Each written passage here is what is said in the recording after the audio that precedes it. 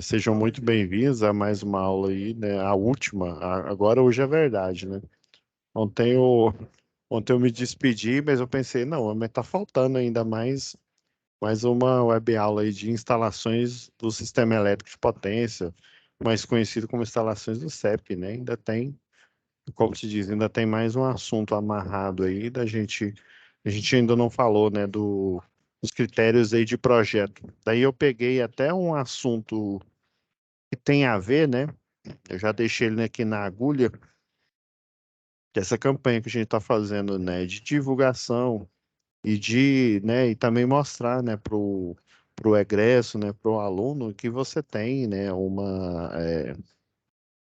você tem um material que ele foi auditado, né, que, ou seja, não é simplesmente mais um material que você pesquisa e que mais uma vez você pensa, será que está certo, será que não, né? Então, ontem eu me despedi, mas eu esqueci, né, que tem mais uma aula, né? É porque geralmente é uma aula por semana, né, para cada turma, né? Da turma de vocês, é que está sendo 3 aulas na semana, né? E eu vi me esqueci, então ficou mais essa. Eu vou compartilhar aqui, pessoal. Eu peguei esse assunto aqui que tem a ver, né? Daí já aproveito e faz um recordar é viver aí das leis das potências, né? E aproveita e faz a divulgação. Eu já vou colocar ele, vou copiar aqui, pôr ele no chat. Agora, dessa vez, eu acredito que o chat vai ficar disponível aí. E aí, de qualquer jeito, né, na gravação que vocês vão ver o link sobre mais esse assunto aí da plataforma, né, do Senai Play, ou seja, mais uma opção que vocês têm para quando tiver dúvida, né? Ou seja, hoje vocês têm o professor presencial, vocês têm o professor do EAD, vocês têm o monitor, né, que ajuda, né? Às vezes a gente não responde, não é porque, né, a gente não quer. A gente tem um itinerário no dia, né? Aí geralmente as aulas, nas web aulas, são relegadas para o período da noite, né? Uma parte da tarde a gente faz correções, a outra parte fazemos reunião, né? Então, ou seja, você tem professor presencial, você tem o professor EAD, você tem o monitor que te ajuda, você tem o material auditado, né, que tem numa plataforma. Eu vou até colocar aí no site, que é o do Senai Play mesmo, né? Já, já tem a outra, e vai aparecer aí no chat aí de vocês. Esse primeiro que eu coloquei foi do YouTube, né, do Senai Play. E o outro é o do site mesmo, né, que você faz a inscrição, você tem, né, os assuntos que estão em pauta aí, né, os mais relevantes, não só da área da elétrica, né, tem o marketing digital, né, ou seja, todos esses assuntos, relembrando, né, que eles têm a validação de profissionais da área, ou seja, você pode entrar despreocupado que as informações são fidedignas, né, e elas têm relação, né, com o mercado, ou seja, não são achismos, né? Infelizmente, às vezes a gente está cobertos aí de achismo para tudo quanto é lado. Não, eu acho que é assim, né? O que o pessoal lá na filosofia chama de senso comum, né? Senso comum é o que, né, é o que a maioria das pessoas pensam sobre algo, mas é um pensamento em que ele é baseado no eu acho isso, né? O que minha mãe falou, o que o meu pai falou, o que o mercado diz, mas se você tem dados concretos, será que esses dados vão mostrar o que o senso comum, né? O que as pessoas no senso comum elas dizem, né? Será que é verdade, né? Geralmente o senso comum ele não é verdade, né? Ele é enviesado, né? Não tem aquela célebre que eu já escutei desde que eu era, como se diz, menino pequeno lá em Barbacena, né? Ah, todo homem é igual, né? Se todo homem fosse igual, né? Então, tanto faz, né? Mas é igual por quê? Por que que o pessoal, né? Por que que, principalmente, vamos supor, mulheres falam isso, né? Porque ele está enraizado, está enraigado o quê? de preconceitos, ou seja, conceitos, né, de, porque meu pai foi assim, minha mãe foi assim, do mesmo jeito. Então, você tem uma validação que ela está acima do senso comum, né? Ou seja, o profissional verificou, auditou, né? E a instituição disponibilizou para vocês. Deixa eu fazer aqui a compartilhamento aqui.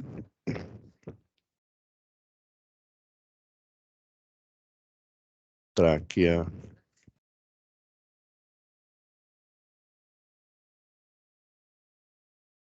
vou colocar tela inteira aqui por enquanto.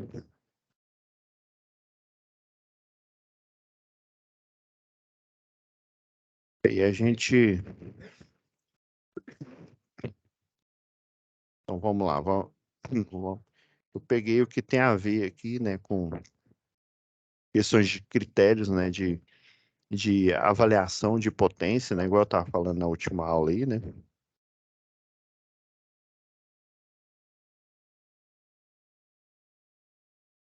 Eu parei aqui de compartilhar porque eu esqueci que o áudio não estava saindo aqui. Eu vou compartilhar novamente aqui. Vou até retornar aqui. Agora vai estar ok. Vai sair com áudio aqui. Beleza, agora você vai conseguir acompanhar o áudio aí, Paulo. Olá pessoal, na aula de hoje vamos falar sobre potência elétrica e a combinação da sua fórmula com a primeira lei de Ohm. E também vamos falar sobre as leis de Joule. Vamos lá então?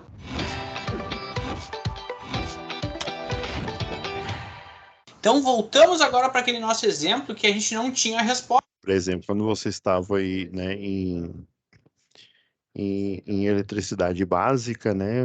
Você, ao ver esse círculo, ele está desde os livros aí, né, do antigo segundo grau, né? Até os materiais aí da concessionária, né? Os materiais do Senai e de outras instituições, né? Só que o que às vezes a gente não percebe, né? Principalmente quando a gente, né, tá na posição de aluno, né? É que essa fórmula aqui, na verdade, são o quê? Na verdade, são duas fórmulas, né? É a lei das potências elétricas e a primeira lei de Ohm. Ele não está nem utilizando a segunda lei de Ohm, né? Então, esse critério, né, da potência natural é o que eu comentei aí na aula anterior, né? O sistema elétrico de potência, ele é dimensionado, né, a partir, né, aí lembra, né, até 30 quilômetros é o método lá de Steel, né, acima de 30 quilômetros é o método da potência natural, que é justamente o assunto que ele está falando aqui, né? Então, aí é lógico, né? Aí já vai ser potência, como o circuito, ele, além dele ter uma distância maior, ele vai o quê? Também vai ter uma maior queda de tensão, ele vai servir a mais clientes, né? Aí a ordem de grandeza, né? Já vai o quê? Para megawatts de potência aí, né? De potência útil. Antes somente com a fórmula da potência, né? Onde eu tinha a tensão e a resistência. Agora, ó, se eu tenho a tensão e tenho a resistência, eu quero calcular a potência. Ó. Eu tenho a tensão e tenho a resistência. Ó. Então eu posso calcular por esta fórmula aqui. Tensão ao quadrado dividido por R. Está aqui a nossa aplicação prática que a gente acabou de ver. A tensão é quanto? 9 volts. Então eu vou fazer 9 ao quadrado dividido pela resistência, que é 400. 9 ao quadrado, que é a mesma coisa que 9 vezes 9, dá 81. Dividido por 400. E fazendo um adendo aí, né? Às vezes esses cálculos eles ficam assim, um pouco longe, né? Longe da nossa realidade, porque a gente não associa, né? Que é uma fonte de tensão, obviamente, pela simbologia, uma fonte de tensão contínua, né? Mas poderia muito bem ser a fonte de tensão alternada, né? Assim que a gente dimensiona os projetos prediais, projeto industrial, ou seja, vai do universo micro, né? Vai sempre aumentando, né? Projeto residencial, depois, né, mais cargas comercial, industrial, no sistema elétrico de potência, ou seja, você tem todo um município, né, toda uma cidade, você tem as potências, né? Grande parte desse dimensionamento ele é sustentado, ele é pautado nos projetos aprovados, né? Ou seja, eu tenho números, né? Eu não tenho um deep learning qualquer, eu tenho números reais, né?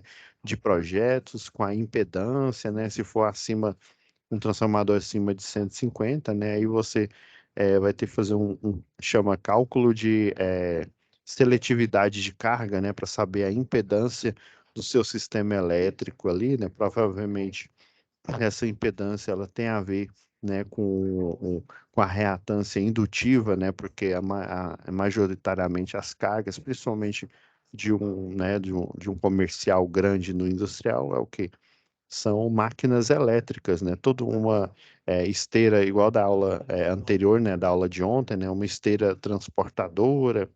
Você tem, por exemplo, na Jaime Câmara lá, né, a organização Jaime Câmara, você tem as prensas, né, eles fazem o jornal local, né, o jornal, é, o, o popular, propagandas, né, de uma Casa Bahia, de lojas, né, de divulgação, também eles fazem essa impressão, pega contratos, tem um jornal que, se eu não me engano, ele tem em vários estados aí, chama o Jornal daqui, né, que tem aquela promoção.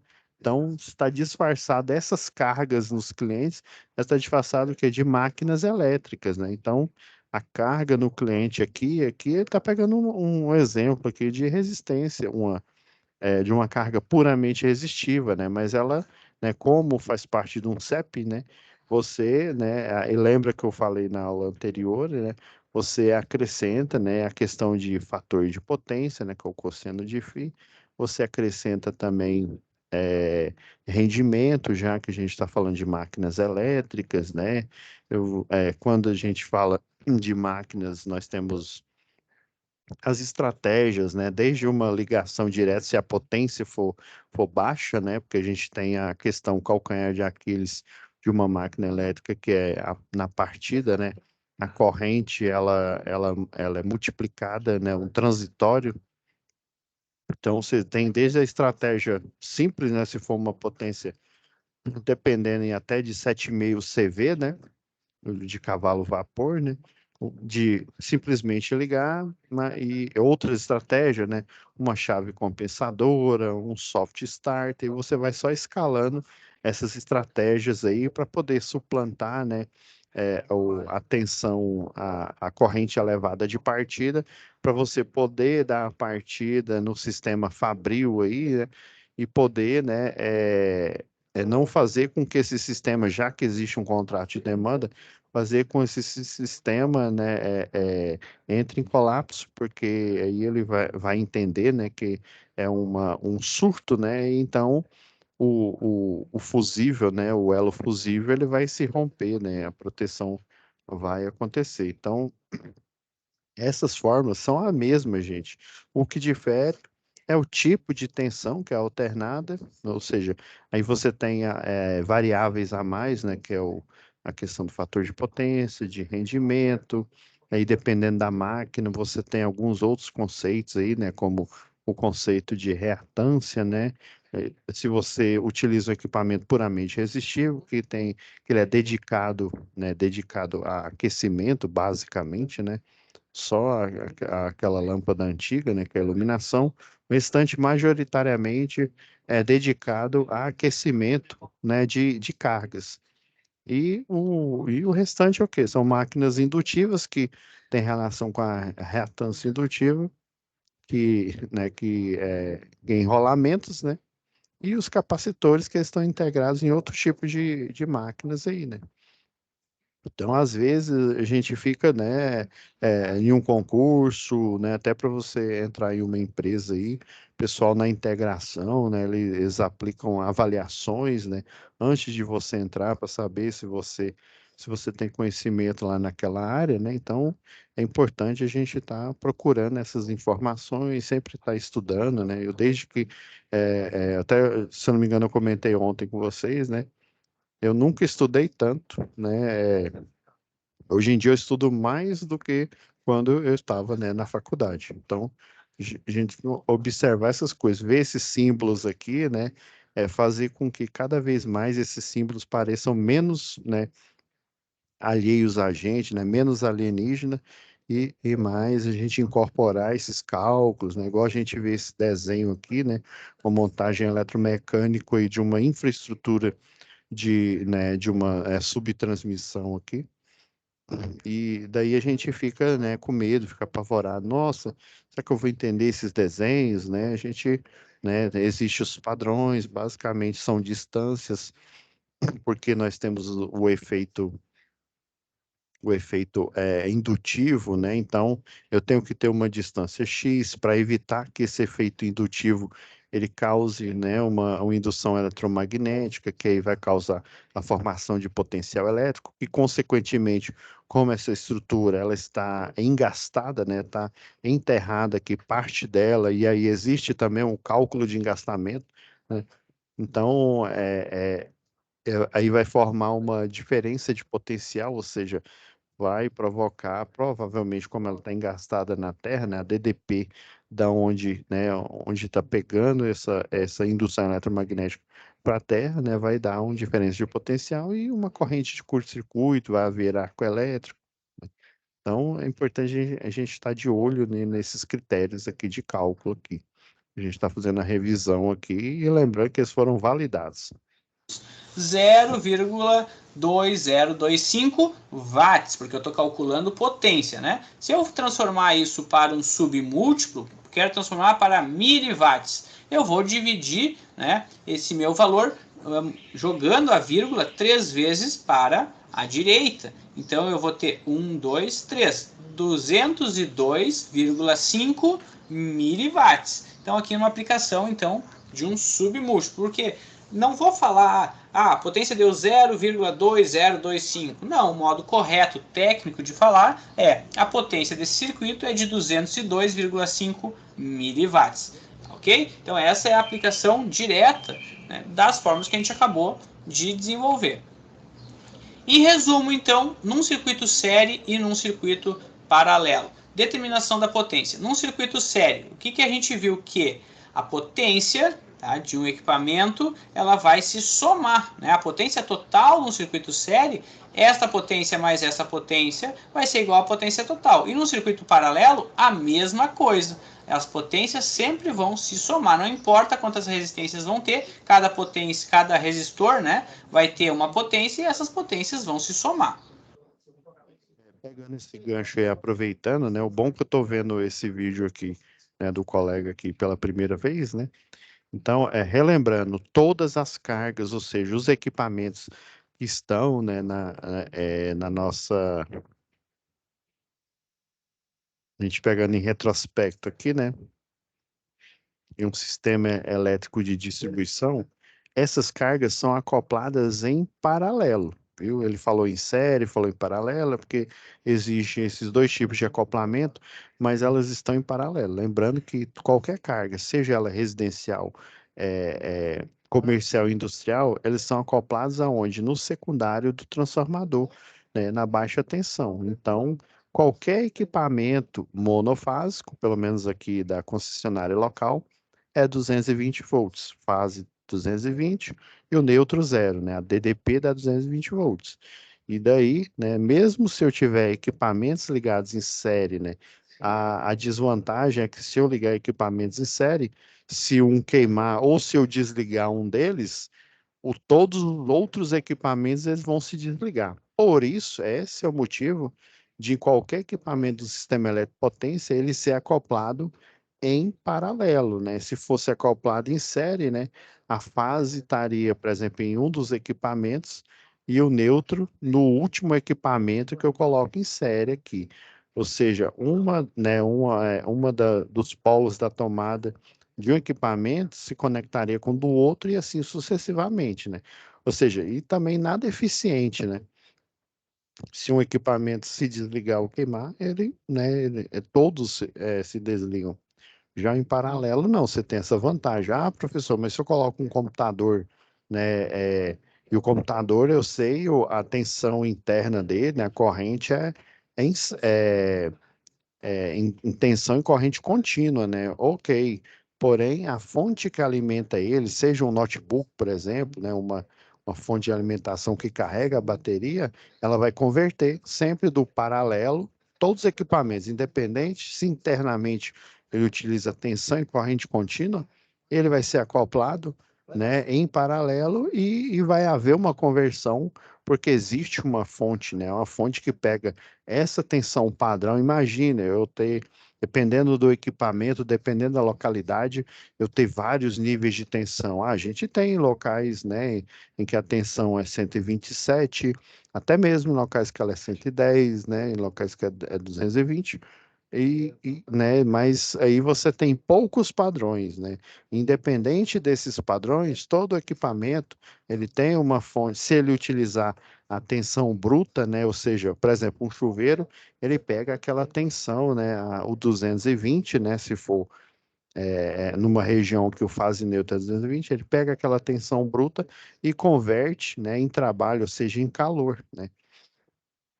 Agora tem equipamentos, igual eu expliquei, né, com o computador, a fonte de tensão dele pega os 220, diminui, né, a fonte chaveada diminui, né, e daí ela é um conversor, né, DC a C, né, AC DC, desculpa, né, ele vai transformar a tensão contínua em tensão a tensão alternada em tensão contínua, e daí ele vai alimentar o circuito interno. Então, existem esses padrões, e por a vantagem de você ligar qualquer equipamento aqui e desligar ele, e o outro vai estar funcionando, por ele estar acoplado em paralelo, esse é o motivo, né, desse tipo de ligação aqui, fazendo esse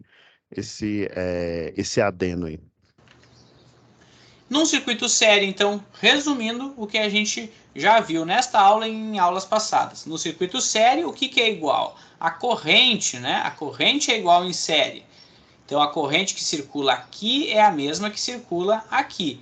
E num circuito paralelo, o que é igual? A tensão, né? A tensão da fonte é igual à tensão nesta carga, que é igual nesta aqui.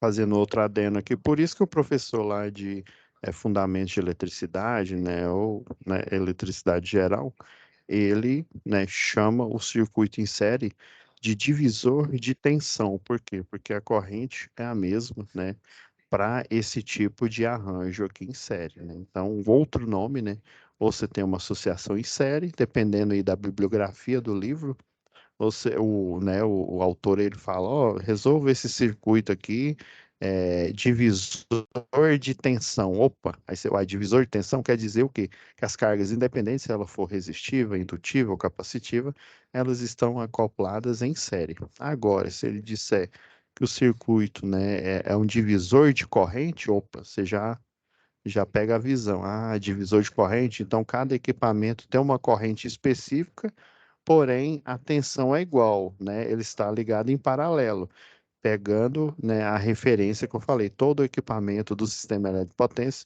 eles estão acoplados em paralelo, porque é um circuito, né, divisor de corrente. Quando eu falo que ele é divisor de corrente, automaticamente a tensão é igual. Se eu disser que ele é divisor de tensão, automaticamente, né, a corrente é a mesma. Num circuito série, a tensão é esta tensão, essa que vai dar neste resistor, mais essa tensão aqui, vai dar igual à tensão total da fonte. Já no circuito paralelo, é a corrente, né? A corrente que entra nesse nó aqui é igual ao somatório das correntes desse nó que sai. Então, o I1 mais o I2 tem que dar igual à corrente total deste aqui.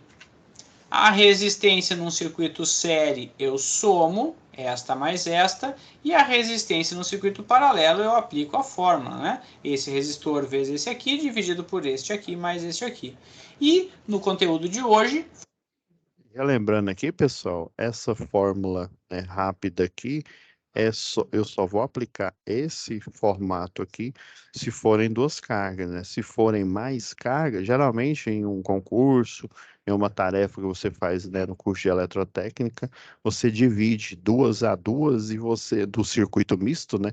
E você vai fazendo a solução, né? Mas geralmente No formato aqui dessa fórmula reduzida, seria diferente aqui, né, nesse caso.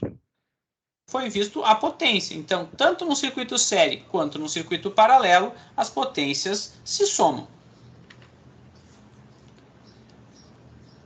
O outro assunto que a gente tem que tratar é as leis de Joule. A unidade de medida chamada Joule refere-se à energia, onde existe uma relação entre o fluxo da corrente que passa por meio de uma resistência elétrica e o calor dissipado, formulando as leis, né, de Joule. Uma resistência transforma a energia elétrica recebida de um circuito em energia térmica. Isso quer dizer que essa resistência dissipa, no caso em forma de calor, a energia elétrica que recebe do circuito. Assim, a potência elétrica consumida por uma resistência é a energia dissipada por ela mesma. Isto é a lei de Joule. Então, toda vez que falamos em energia, estamos falando da potência. Fazendo outro adendo aqui, né? Essa formulação é o que a concessionária utiliza, né, para fazer a monetização. Lembrando que sempre a potência vai ser cada pacote de 1.000 watts, ou seja, 1 kW, pelo tempo, né? Lá na física, a gente aprende que, né, no sistema internacional aí, o tempo ele vai estar, né, em segundos, né? Mas já para o mundo real, o tempo, né? A concessionária, né? Todas as concessionárias elas monetizam por hora. Por isso que aparece lá naquele gráfico de barras lá, né? O fulano de tal consumiu tantos quilowatts, né? 1.200 quilowatts, 300 quilowatts no mês tal. E esse outro tipo aqui de redução aqui da fórmula, né? É, é já já você pegando o gancho aqui, quando você faz, né, soluções, por exemplo, você junta a parte aí da termologia, né, com dilatação linear, por exemplo, né, dá para você fazer esse tipo de formulação. Mas o que a concessionária sempre utiliza é essa fórmula aqui, né, essa a mais simples possível. É sempre a potência em quilowatt e o tempo, né, é sempre a monetização vai ser por hora. Potência em uma determinada variação de tempo. Isso se lê ΔT. Portanto, podemos dizer que a energia é igual a potência vezes o ΔT, a variação de tempo. Então, substituindo aqui o P na igualdade, o que a gente vai ter? O que a gente sabe? Que potência é igual a resistência vezes a corrente ao quadrado. Então, por esta forma, podemos dizer que a lei de Joule é energia é igual a R vezes I ao quadrado. Olha só, no lugar de potência, eu botei o que é potência, RI ao quadrado, vezes o ΔT. Então, o que a gente sabe dizer desta fórmula aqui da energia? Que a energia elétrica dissipada em uma resistência, que é o E, num dado intervalo de tempo, que é o ΔT, ele é diretamente proporcional, tá, ao quadrado da intensidade da corrente que por ele percorre, porque é I ao quadrado. Utilizando agora a segunda fórmula da potência, né, nós temos a fórmula da lei de Ohm e da potência, a gente chegou que potência é igual a tensão ao quadrado dividido pela resistência. O que a gente pode concluir? Que quando a DDP, né, que é a diferença de potencial, é constante, ou seja, quando o V é constante, a potência elétrica dissipada em uma resistência ela é inversamente proporcional à sua resistência. Ou seja, quanto maior o valor da resistência aqui, menor vai ser o valor dessa potência aqui, sendo a tensão constante. Aqui nós temos outro ponto fundamental disso, que é a tensão nominal de funcionamento. Certos aparelhos, aí, como chuveiros e as lâmpadas, têm uma característica particular. Seu funcionamento obedece a uma tensão previamente estabelecida. Vamos a uns exemplos. Eu tenho chuveiro ou 127 volts ou 220 volts. Lâmpadas, a mesma coisa. Eu tenho lâmpadas 6 volts, 12 volts, 127, 220 e outras tensões mais. Tensões menores aqui, né, são, assim, obviamente, para equipamentos, provavelmente equipamentos em que eles são, por exemplo, lâmpadas de sinalização interna de alguns tipos de equipamentos, sei lá, uma geladeira, por exemplo, em que necessariamente, né, a tensão que está lá naquele ponto para iluminar o refrigerador, né, tem aqueles que é dividido, né? Tem uma porta específica tanto para o refrigerador, às vezes ele é embaixo ou em cima, né? Independente do design. Esse tipo de lâmpada lá, ela não é essa interna, ela não é 220, né? Porque senão, até por questão mesmo de eficiência, né? Para que eu criar um refrigerador e que eu coloco uma lâmpada de 220 ali, né? Existe um subcircuito dentro do equipamento, no caso da geladeira, né? Como eu estou dando exemplo, alguns refrigeradores aí que comerciais, né? Não tem aqueles refrigeradores promocionais que, né, a Ambev, por exemplo, utiliza, né? Que tem um tipo de iluminação, né? Às vezes você coloca uma iluminação padrão, ou até as novos tipos de luminária, né, de LED, né, para esse equipamento específico, naquele ponto ali, eles não vão colocar a tensão ou 127, né, ou 220. Existe um subcircuito que ele faz uma queda de tensão, uma diminuição, e você aplica, né, uma tensão padrão ali, né, para não só para economizar energia, mas alguns fabricantes, né, eles colocam em tensões específicas, porque aí só vai servir o quê? Só vai servir aquela lâmpada que ele vende, né, como, né, na parte de manutenção, né, só vai servir para o equipamento dele. Ele não vai conseguir uma genérica, por exemplo. Mas, obviamente, né, tem fabricantes que constrói, dependendo aí do mercado, né, constrói esse tipo de iluminação aqui. Então, esses menores do que o padrão 127 e 220, provavelmente é interno de alguns equipamentos aí. Mais aí, né? A tensão para a qual esse consumidor são fabricados chama-se tensão nominal de funcionamento, ou seja, eu só posso ligar esse meu equipamento nesta tensão, eu não posso ligar numa outra tensão, senão eu vou danificar esse equipamento. E aqui nós temos a outra característica muito importante, que é o limite de dissipação de potência. Então há um grande número de componentes eletrônicos que se caracteriza. Ó, viu? Ó o gatilho, aí, ó, componentes eletrônicos. Daí ele está falando o quê? De potência. E provavelmente, né, até pelo esse tipo de resistor aqui a carvão, né, cerâmico, ele é o quê? É um resistor dedicado, né, para a parte interna do equipamento e provavelmente a alimentação dele de tensão e a corrente que vai passar é contínuo, né, mas existe o quê? É esse limite de dissipação para equipamentos do CEP, né, equipamentos que pegam a tensão e a corrente bruta, né, que é alternada. Aí daí mas não só né, para equipamentos, para partes internas, né? Que no caso ele já deu a dica aí, né? Ele mostrou um resistor. Então o que que é esse limite de dissipação? É o quê? O valor da resistência elétrica que esse equipamento ou a- todos os dispositivos, né, seja passivo ou algumas fontes, né, até CIs, né, tem o somatório que ele tem ali, né, que aí se for contínuo, vai ser só resistência, o indutor, aí ele vai funcionar de uma forma diferente do que um indutor que funciona por circuito de tensão e corrente alternada, né? E se eu falar, né, especificamente do limite de dissipação para um equipamento, né, eu falar no domínio da tensão e da corrente alternada, né, daí eu vou estar falando não só de resistência, mas eu estou falando de reatância, no caso, a indutiva ou a reatância capacitiva. Por não ter uma tensão de funcionamento como a gente acabou de ver. Por isso, podem funcionar com os mais diversos valores de tensão, que é o caso dos resistores, que não trazem nenhuma referência quanto à tensão nominal de funcionamento. O resistor não tem a tensão certa. Porém, entretanto, podemos calcular qualquer potência dissipada por um resistor ligado a uma fonte geradora. Então eu tenho que verificar, eu não tenho uma tensão, mas eu tenho uma potência máxima que esse resistor pode vir a dissipar. Vamos voltar lá para o nosso exemplo que a gente tinha feito anteriormente, né? A gente tinha calculado a potência.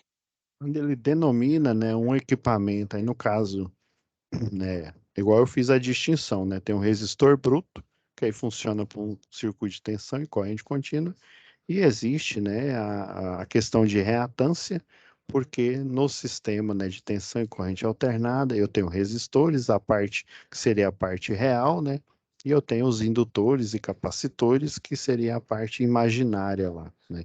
Então, essa formulação, né, ela serve para os dois, né, dada essas diferenças, né. Tem a diferença para circuitos de tensão e corrente contínua e para circuitos de tensão e corrente alternada aí. Mas basicamente, né, por isso que ele falou, não existe um limite, né, para resistência. É porque o resistor ou o circuito que tem uma reatância indutiva, porque tem mais indutores acoplados, ou seja, indutores na forma de motor, indutor na forma de transformador, né, ou até de reatores, no caso, se eu falar de luminárias, né, quanto mais eu tenho aqui acoplado, essa resistência, né, esse valor em ohms aí, ele vai aumentando, né? Por isso que geralmente, né, em exercícios, até como se diz, na vida real aí, às vezes a gente não considera a resistência do condutor, porque ela é virtualmente, né, é bem baixa. Ainda mais se eu pego a fonte de tensão de uma tomada, né, e ligo o equipamento, essa resistência do condutor, seja o condutor da instalação elétrica até dos condutores do próprio equipamento, aí ela vai ser ínfima. Aí lembra que eu falei, né? Quando você escala, aumenta, né, você escala o tipo de circuito, né? Ou seja, eu estou falando de um circuito ali específico para uma aplicação, né? Uma aplicação ali local, um motor elétrico ali, por exemplo. Mas se eu pensar em um sistema elétrico de potência, essa distância, esse cabeamento, né, ele vai ser muito grande. Então, essa resistência elétrica que outrora ela não era considerada, não era relevante, já no sistema macro, né, no sistema maior, ela já há necessidade de se considerar isso, né? Mas basicamente ele só está considerando a resistência, né, do equipamento em si, né, que ele está colocando na forma aqui de um resistor, que tem um valor aí considerável, né? Potência deste resistor, alimentado então por 9 volts, e esse resistor é de 400 ohms, ele então vai dissipar uma potência de 0,2 watts, né? Como a resistência não produz luz ou movimento, a potência é dissipada em forma de calor, que aquece o componente, no caso, o resistor. Por isso, é necessário verificar se a quantidade de calor produzida pelo resistor não é excessiva ao ponto de danificar. Aqui nós temos um exemplo de um resistor que excedeu, né, essa potência limite dele e veio a se danificar. Então isso é o cuidado que você tem que ter quando forem dimensionar um resistor, para ver qual é a potência que ele pode dissipar. Qual é a conclusão que a gente chega disso então? Quanto maior for a potência dissipado, maior será o aquecimento. Então, aqui eu trago alguns exemplos de potências de resistores. O mesmo resistor, vamos supor que esse resistor seja de 10 ohms. Aqui cada resistor tem uma resistência diferente, né? Mas vamos supor que eu tenho todos os resistores de 10 ohms, eles possuem potências diferentes. Então eu tenho resistores com potência de 1 oitavo de watt, que é a mesma coisa que 0,125 watts. Tem resistores de 1 quarto de watt, que é igual a 0,25 watts. Tem resistores de meio watt, que é igual a 0,5 watts. Resistor de 1 watt, de 3 watts. Depois tem resistores aí de 5 watts, 10 watts, 20 watts. Tem diversos tipos de potência. Então, ó, aí cabe um questionamento, né? Por que que esses, né, resistores aqui, né, que eu uso em circuitos internos, têm a potência muito baixa?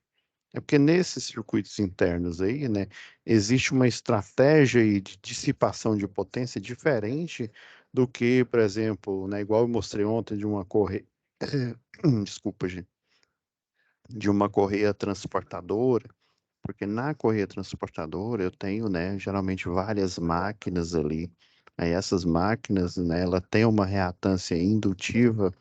Já um resistor desse daqui, às vezes ele tá o quê? Ele faz parte de um CLP, por exemplo, ou de uma placa-mãe de um computador. ou de qualquer outro tipo de equipamento, sei lá, um rádio AFM, AM, né, qualquer tipo de equipamento eletroeletrônico. E daí, dentro ali do PCB desse equipamento, eu tenho a necessidade de ter um valor de tensão, por exemplo, sei lá, 1 volt, para alimentar uma porta ali de uma CPU, né?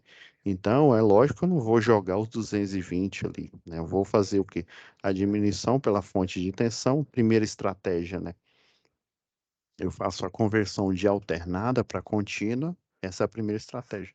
Segunda estratégia, dentro da PCB, eu preciso, né, sei lá, se eu tenho um sistema microprocessado, eu preciso de um valor de tensão, né, um valor de corrente, às vezes eu só preciso do sinal, aí eu pego e coloco um capacitor ali, né, que, né, o apelido dele também, ele é uma fonte de tensão, o indutor, se eu preciso de um nível alto ali de corrente, com um nível de tensão baixo, eu utilizo o indutor, né, que ele é, o apelido dele é fonte de corrente, então, eu preciso, né, de valores específicos ali. Aí eu pego, coloco um desses resistores aqui, por exemplo, né, é bastante utilizado também em vários circuitos eletroeletrônicos, em telecomunicação também, né? Ah, eu preciso de alimentação de 1 volt para uma porta ali que ela libera um sinal ou que alimenta até o próprio o CI, né, o circuito integrado.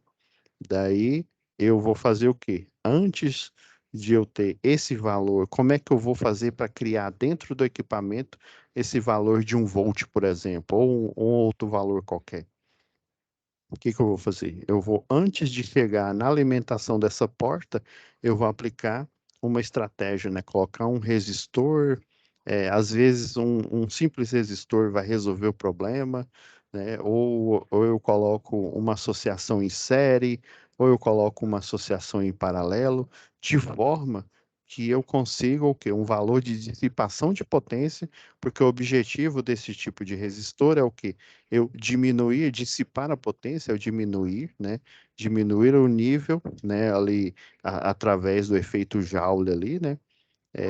De tensão, através da dissipação de potência dentro, né, do resistor, já que se eu fizesse isso em um condutor simples, o que que aconteceria? Aconteceria uma corrente de curto-circuito, por a resistência ser, né, de um condutor, de uma trilha e de um PCB, ela ser muito baixa, né? Então, lembra lá da primeira lei de Ohm, né?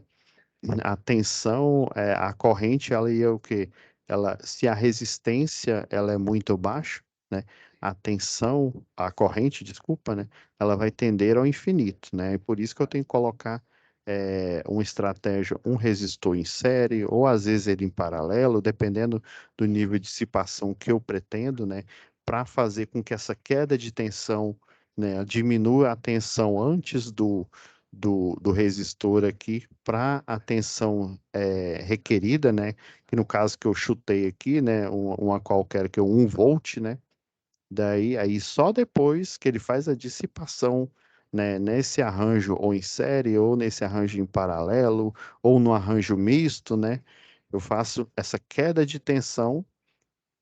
Daí, do outro lado aqui, eu vou ter a tensão que eu preciso para alimentar a porta daquele circuito integrado ou de qualquer outro, né, dispositivo que requer aquela tensão, né, em 1 volt, né? Tá vendo? É um universo micro, é dentro ali do equipamento, né?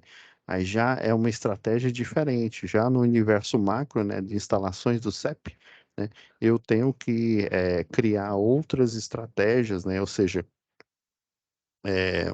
uma estratégia, por exemplo, para fazer o equilíbrio de cargas, né? Utilizar um banco de. A gente, geralmente no mercado, a gente escuta falar de bancos de capacitor para cá, banco de capacitor para lá, né?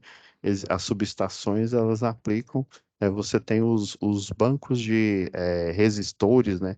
Que na verdade são o quê? São reostatos, resistores variáveis em que você faz a dissipação, né, de potência para que num contexto geral, né, dentro de um circuito de distribuição aqui, né,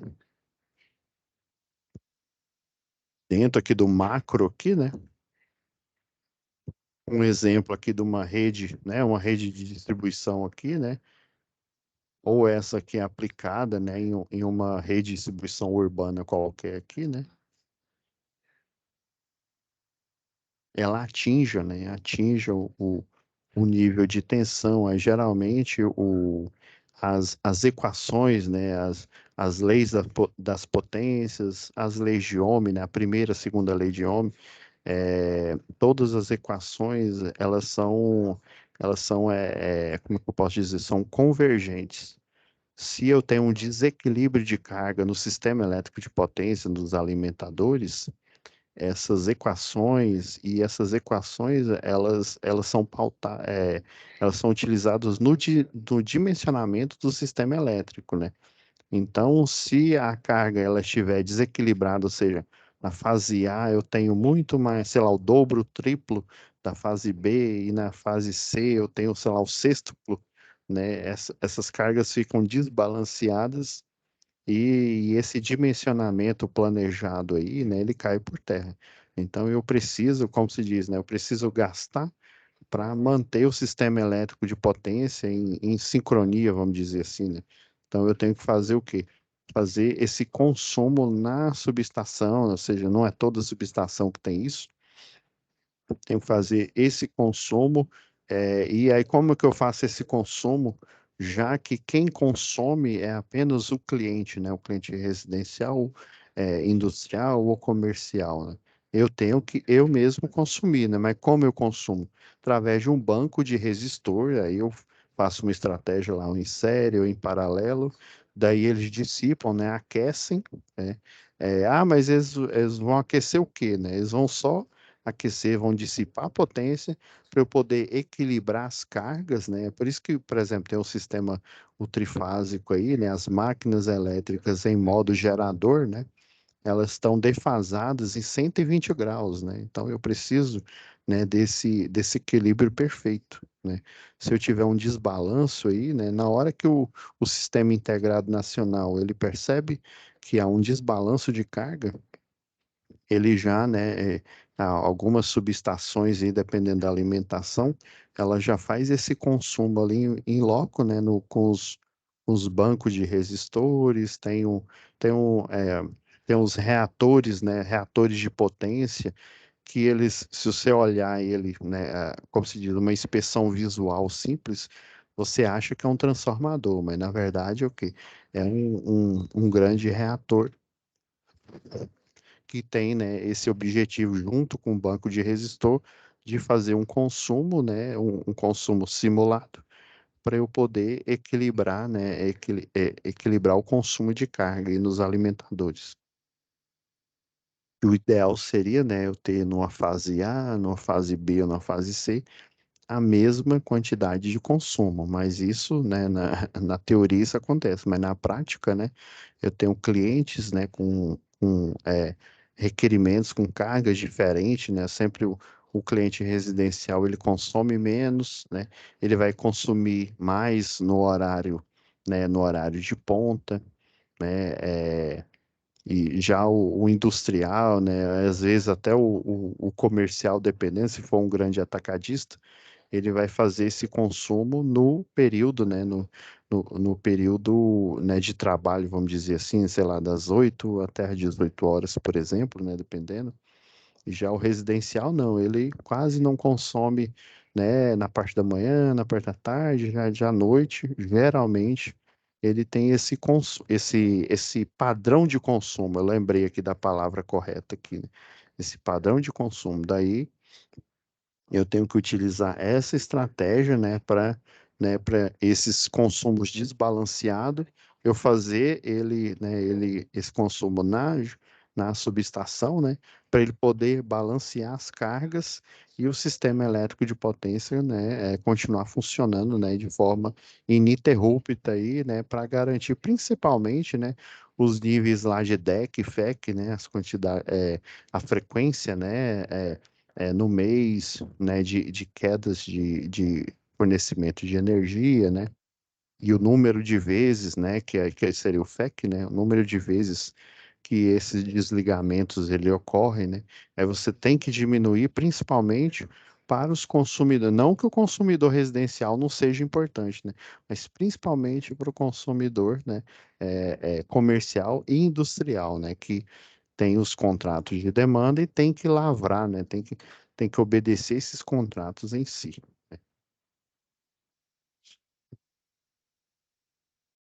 Agora, pessoal, só para a gente rematar aqui.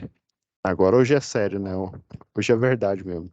Hoje a gente finaliza aí a nossa disciplina aqui, né? Relembrando, né, o recado que eu dei ontem, né? É, procurem aí fazer. Eu já pedi para a monitora fazer a extensão, né? Com algumas atividades já foram fechadas aí, né? Eu fiz esse requerimento e em breve, né, vai estar disponível aí para vocês. Então tá, pessoal, no mais, né? Se tem alguma dúvida aí relevante, né, que vocês queiram, para quem tá aí, né, o José, o Paulo, quem querer fazer agora, relacionado aí, Ok. beleza? Então, ok, pessoal. Então, agora é verdade, né? Agora nos vemos aí na nossa próxima UC, né? E aí, relembrando, né? Olhem não só essa que vocês estão fazendo, mas os C anteriores aí, para vocês terem a certeza, ainda mais que vocês estão na fase final aí, né? No módulo 3 aí, já, como se diz, já quase que com a cara pro gol aí, tá bom? Fiquem com Deus, pessoal, e até a nossa, né, aí sim, agora, a nossa próxima UC aí.